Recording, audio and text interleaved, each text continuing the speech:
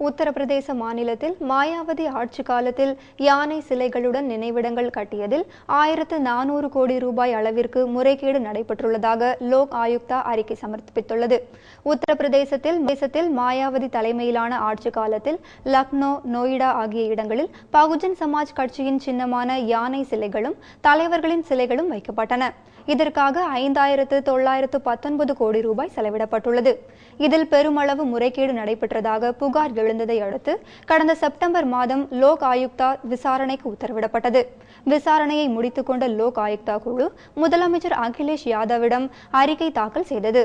அதில் நினைவிடங்கள் கட்டியதில் 1400 கோடி அளவுக்கு முறைகேடு நடைபெற்றுள்ளதாக கூறப்படுகிறது. இதில் மாயாவதி மீது தவறு இல்லை என்றும் கூறப்பட்டுள்ள போதிலும் முன்னாள் அமைச்சர்கள் நசீமுதீன் சித்திக், பாபு சிங் குஷ்வாகா ஆகியோர் முக்கிய குற்றவாளிகள் என்றும் குறிப்பிடப்பட்டுள்ளது. முறைகேட்டில் ஈடுபடுபவர்கள் மீது வழக்கு பதிவு செய்து தொகையை வசூலிக்க வேண்டும் என்றும் பரிந்துரை செய்யப்பட்டுள்ளது.